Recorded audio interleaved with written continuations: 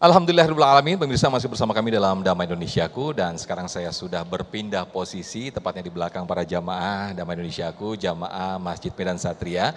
Dan kali ini saya akan menjawab atau menanyakan atau membacakan maksud kami dalam segmen Ulama Menjawab, saya akan bacakan lewat Instagram.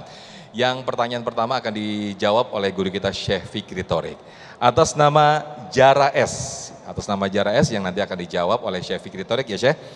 Assalamualaikum Ustadz, izin bertanya bagaimana cara kita sebagai Gen Z belajar untuk tenang, sabar dan tetap positif di tengah tekanan ekspektasi keluarga atau orang lain, ekspektasi nih. Silakan Syekh. Ahlan wa sahlan wa marhaban ya salam. Ibu-ibu sama bapak-bapak tahu gak Gen Z? Hah? Apaan tuh? Anak-anak muda ya maksudnya, generasi muda. Dulu Nabi kita Muhammad Sallallahu Alaihi Wasallam juga pernah muda. Semua Nabi selain dari Nabi Adam, semuanya juga pernah mengalami masa muda. Alaihim wa ala nabiyina afdhalus salah wassalam. Dan kalau bicara tekanan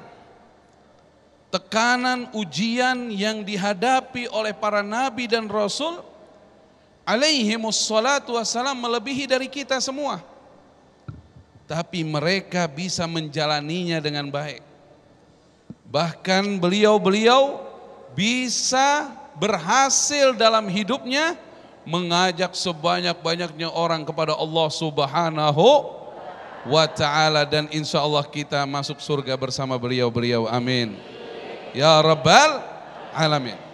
Maka kalau begitu, bagaimana supaya anak muda bisa menjalani masa hidupnya dengan baik? Harus belajar dari pendahulu. Ya salam dulu dong, bilang ya salam. Saya kalau di ya salam biar semangat kita. Ya salam.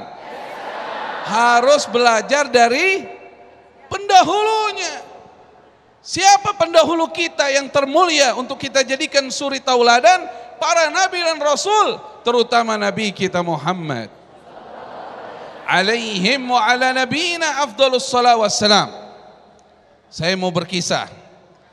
Rasulullah Sallallahu Alaihi Wasallam itu ujiannya sangat berat. Ketika itu ayahnya sudah wafat sebelum beliau lahir.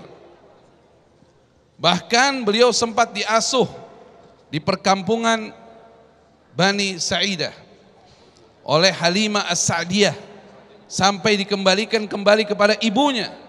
Di usia 6 tahun ibunya pun wafat, hingga Rasulullah kembali ke Mekah didampingi oleh seorang wanita namanya Barakah, budak dari ayahnya pada saat itu, yang akhirnya nanti dimerdekakan oleh Nabi SAW, yang bernama Ummu Aiman.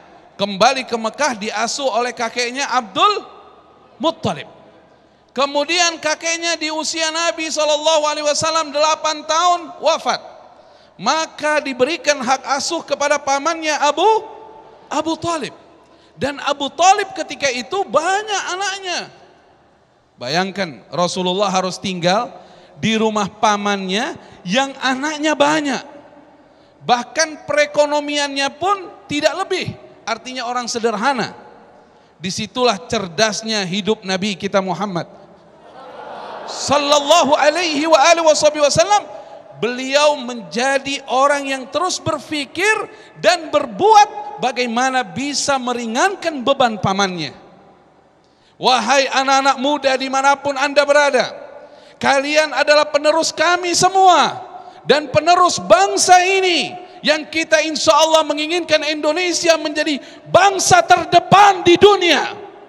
Jadilah anak-anak muda yang meniru para nabi dan rasul, terutama Nabi Muhammad Sallallahu Alaihi Wasallam. Bebaskan tekananmu, bebaskan segala kesulitanmu dengan kau berpikir bagaimana saya bisa membantu meringankan orang tua saya, bagaimana saya bisa membantu meringankan keluarga saya, kakak adik saya, maka pasti kau akan berhasil. Ya salam, ya salam. Pendidikan walaupun tinggi, tapi kalau tidak peduli dengan keluarga, tidak peduli dengan orang tua, tidak peduli dengan saudara, tidak akan banyak kau mendapatkan kesuksesan. Saya banyak ketemu orang, ibu-ibu juga banyak ketemu orang, karena ibu-ibu, bapak-bapak juga orang. Ya salam. Siapa yang paling sukses di keluarga kita? Yang paling peduli dengan orang tua, yang paling peduli dengan keluarga, betul nggak? Bahkan kadang-kadang sekolahnya nggak tinggi-tinggi amat, walaupun amat sekolahnya tinggi. Ya salam. Tapi kalau dia peduli bagaimana membantu orang tua, bagaimana membantu keluarga, biasanya paling maju itu. Sallu ala Nabi Muhammad. Begitulah Rasulullah sallallahu alaihi wasallam. Pamannya ini sangat cinta kepada Rasulullah. Kalau mau tahu, Abu Talib mencintai Nabi Muhammad sallallahu alaihi wasallam melebihi sayangnya sama anak kandungnya sendiri. Tapi Rasulullah sallallahu alaihi wasallam saat itu beliau membawa kambing-kambing milik orang-orang Quraisy. Beliau mengembala kambing milik orang lain kambingnya. Dan beliau mendapatkan hadiah dari pemilik kambing itu karena beliau amanah membawa kambing-kambing mereka.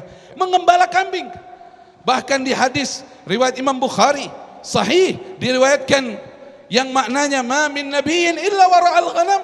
Tidak ada satupun nabi yang dihidupkan oleh Allah kecuali pernah mengembala kambing. Ya salam. Dan hasilnya beliau tidak pernah makan sendiri.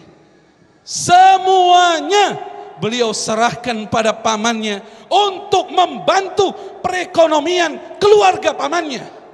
Bahkan ketika pamannya hendak pergi ke negeri Syam, dulu kebiasaan orang Quraisy kalau musim dingin berangkat dagang ke Yaman, kalau musim panas berangkat dagang ke negeri Syam. Li'ila fi Quraisy ila fihim rihlatas syita' was saif. Saat itu ketika dengar pamannya Abu Talib hendak berangkat ke negeri Syam itu Suriah, negeri Syam, Palestina, Lebanon dan juga Yordania, itu negeri Syam saat itu.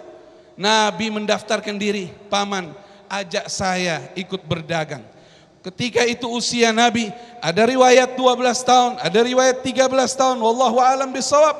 Nabi di usia seperti itu sudah mau ikut dagang dengan pamannya, bukan untuk keuntungan pribadi, bukan untuk mencari kekayaan pribadi, tapi ingin menyenangkan pamannya, keluarga pamannya dan fuqara serta masakin. Sallu ala Nabi Muhammad. Allahumma salli wa sallim wa barik alaihi wa ala alihi. Saya pernah ketemu satu orang. Orang ini dulunya supir membawa barang dari Cikarang ke Jakarta. Saya ketemu orangnya langsung. Tapi sekarang dia punya pabrik sendiri.